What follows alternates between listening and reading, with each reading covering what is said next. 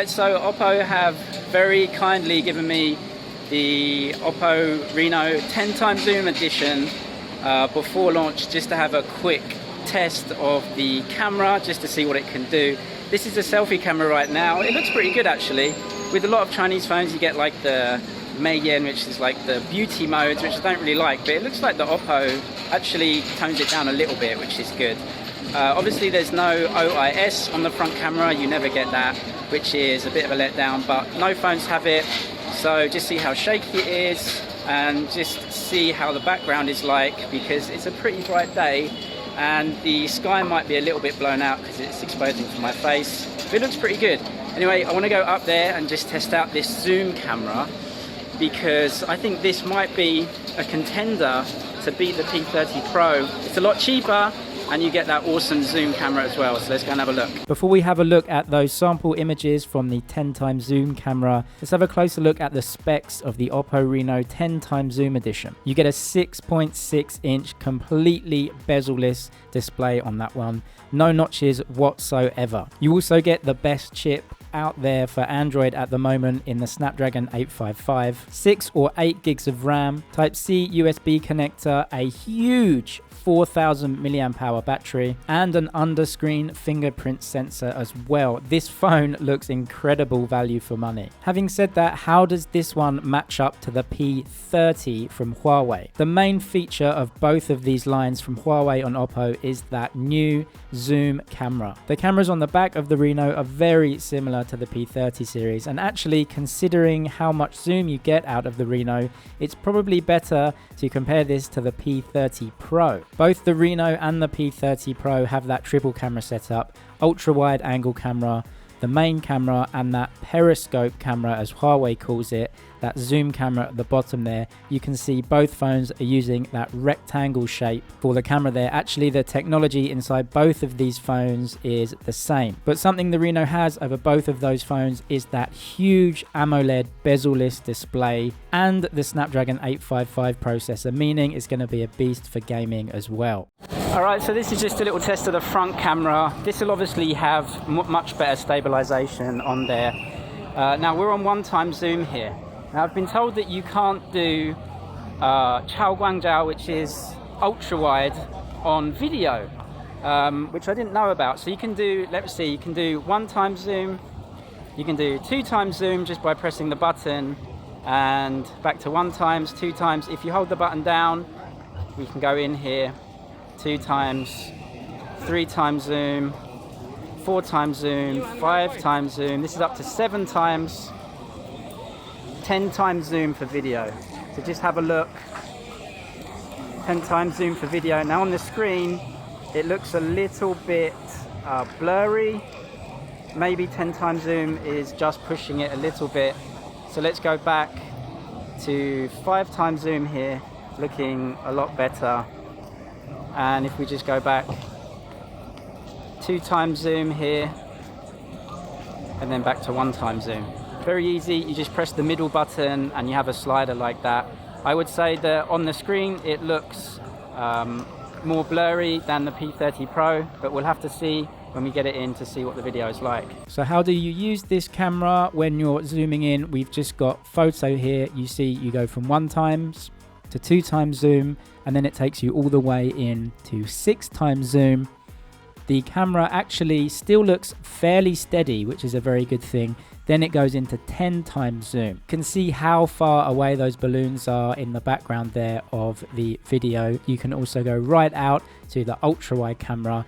Zooming in is very quick and it's very smooth. It's easy to take photos using this phone. In the shop, it did look a little bit dark when it was taking photos. You can see that actually those balloons are a bit brighter than the phone was making them out to look like, although you could edit that very easily in the settings. You can see here, just press down that middle button and then you can get a zoom function all the way in to 20x zoom. That is for photo only. Now the P30 Pro series goes into 50x zoom, but it is more expensive, so you have to ask yourself if that extra zoom is worth the extra money for you. Having a look at the images here, all the way from ultra wide and then zooming in on each of the zooms to 2x zoom, 6 times zoom, 10 times zoom, and 20 times zoom. You can see it's a little bit underexposed here.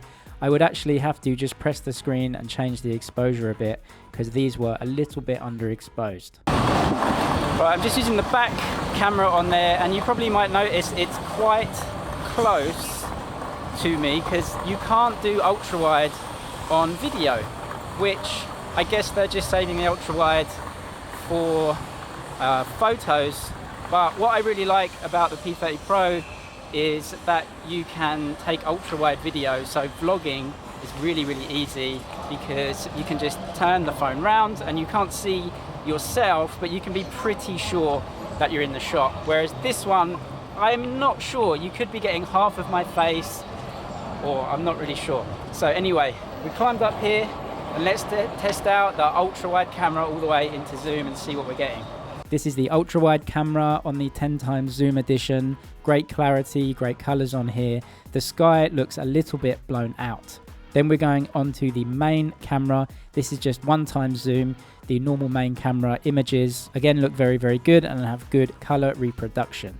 2 times zoom keeps a lot of detail, and also the colors have not changed from the main camera. You can see that a lot of detail is kept in the background, even though that was very bright compared to the foreground. The next step in that you get automatically is 6 times zoom. That is what Oppo give you as optical zoom. That is the next stage after 3 times zoom when you're taking photos. And you can see, even though this is zoomed in so far, it keeps so much detail in the shot. If you look at the leaves in the foreground, you can still pick them up and there's virtually no blur or noise in the image. The next option is 10 times zoom, and even though this has a little bit of digital zoom in there as well, it still keeps a lot of detail in the image. Zooming all the way into 20 times zoom, this is a mixture of optical plus digital zoom, and you can see that a little bit of noise has entered into the shot. Even though there is some noise in the shot, this is so incredible to get this much zoom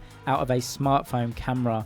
I'm really pleased with the results. So for a cheaper price than the P30 Pro, you get a very capable zoom camera. The P30 Pro does have extra zoom capabilities when it comes to photos, up to 50 times zoom on that one. The Oppo Reno is cheaper, and you get virtually all of the same capabilities as you do on the P30 Pro. Actually, using the selfie camera for video, I think I prefer the Oppo's selfie camera over that of the P30 Pro, and you can see everything is housed in that shark fin notch at the top there. As soon as you press the selfie camera function, up pops that shark fin exposing the selfie camera. I like this version of the pop-up camera. I think it's big and robust and it has less chance of failure. I also actually much prefer the video out of the selfie camera as opposed to the P30. It only has half the megapixels of the P30 series, and I think that lends to a more natural look. Here's a selfie that I took. There's definitely some beauty mode going on here and some skin lightening, but I think overall it looks good. Using video, you don't get the same amount of zoom as you do in photo. You can still use the slider here and it goes into 10 times zoom. It looks very stable. I would say when using the phone, it looks more stable than the Huawei, just like the P30 series as well that I've tested. Once you're in past about 4 or 5 times zoom, things get a little bit shaky. Having said that, everything that you're seeing here is handheld. I was only resting my arms on the banister there. So you can see here, even though I wasn't using any professional equipment or a tripod, everything was handheld, and you can still get perfectly usable images out of even the very longest zoom on this camera. So thanks to Oppo for letting me get hands-on with the unit before it actually goes on sale here in China. A more thorough camera review, especially paired against the P30 Pro, is coming in the future. If you want to see that, please subscribe. But for now, actually, I think the camera looks pretty decent, and it's a really decent price as well. Cheaper than the P30 Pro. Can it be a contender and take some sales away from that phone? We'll have to wait and see.